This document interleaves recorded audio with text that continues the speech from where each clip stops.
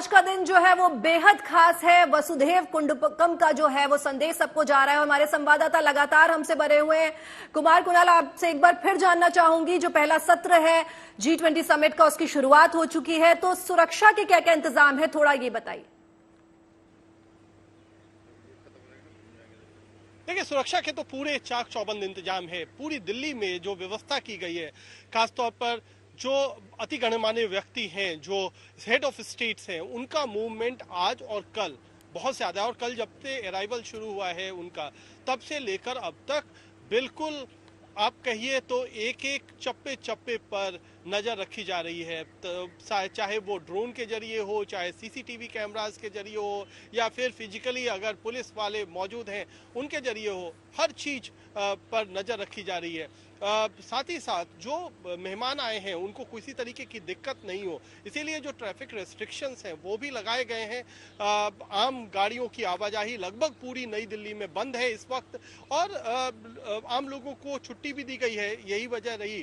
तो सुरक्षा में तो ऐसा इंतजाम है कि इससे पहले हमने कम से कम दिल्ली में इतने कड़े सुरक्षा इंतजाम नहीं देखे। लगभग नई दिल्ली में जो स्थिति है, जो तस्वीरें हैं, वो एक तरीके से जो कोविड में लॉकडाउन वाली स्थिति थी उस तरीके की दिखाई पड़ रही है।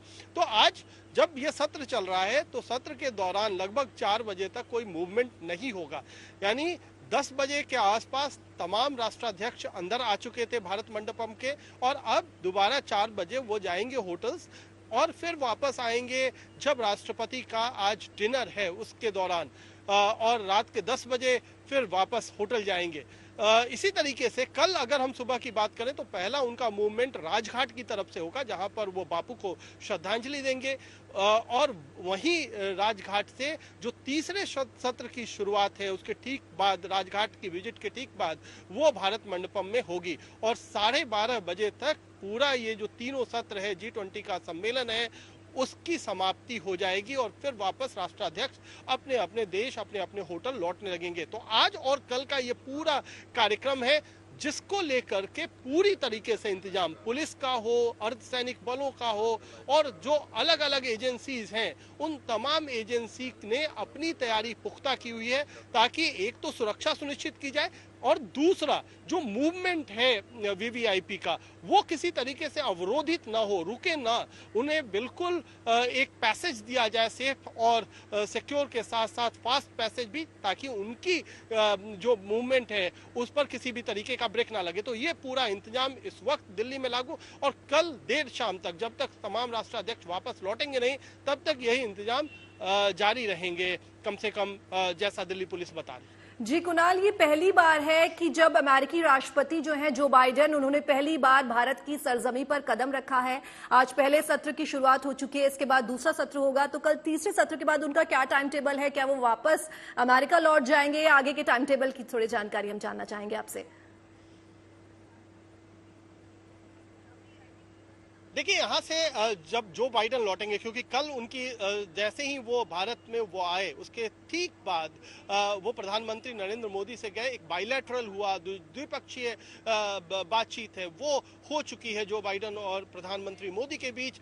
आज और कल की मीटिंग में बात में शामिल होने के बाद वो वापस लौटेंगे, और ताइवान जाना है उन्हें। रास्ते में उन्हें उनका अपना एक और भी देश जाने का कार्यक्रम है। तो 2 राष्ट्रों का ये पूरा उनका ये वर्तमान जो ट्रिप है वहां पर जाना है। तो इस तरीके से वो सीधे तो भारत से अमेरिका नहीं जाने वाले हैं, बीच में एक देश में उनकी विजिट भी है, लेकिन कल ही उनका भारत से, यानी दिल्ली से जो डिपार्चर है वो कल ही तय है, और कल ही वो भारत की सरजमी छोड़ करके चले जाएंगे। लेकिन निश्चित तौर पर ये एक बड़ी फ्रूटफुल यात्रा है। जिस तरीके से आज जो बाइडेन का स्वागत किया प्रधानमंत्री मोदी ने, जब वो भारत मंडपम पहुंचे, उन्होंने कोणार्क का जो वो व्हील है उसको पूरे उसके बारे में बताया, और आपको बताएं कि कोणार्क का वो जो चक्र है वो क्यों महत्वपूर्ण है।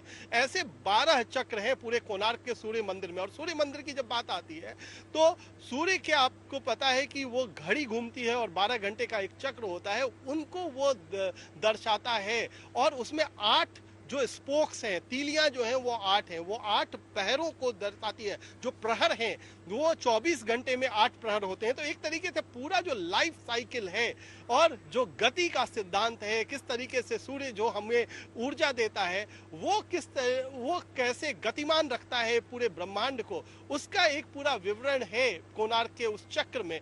उसका उन्होंने उसकी बारीकियां समझाई जो बाइडेन साहब को, और दोनों बहुत अनुभवी नेता हैं और अब वैश्विक नेता दोनों बन चुके हैं, चाहे अब राष्ट्रपति बाइडेन हो या प्रधानमंत्री मोदी हो। उन दोनों के बीच का जो एक तरीके से आपस में जो ताल्लुकात हैं, जो उनके बीच की केमिस्ट्री है, वो आज कहीं ना कहीं देखने को मिली। और कल जब शाम में उनकी मुलाकात हुई थी प्रधानमंत्री आवास पर, तब भी उसमें साफ तौर पर उसकी झलकियां देखने के लिए मिलती थी। तो अब दोनों जो बड़े देश हैं, देश के दो सबसे बड़े लोकतंत्र, वो किस तरीके से एक ये जो विश्व का पहिया है वो आगे लेकर के जाने के लिए पूरी तरह तैयार है, उसकी बानगी जो बाइडेन और प्रधानमंत्री मोदी की मुलाकात में दिखती है। लेकिन आप भूलिए मत, केवल जो बाइडेन जी कुणाल, बहुत बहुत शुक्रिया आपका इस महत्वपूर्ण जानकारी के लिए।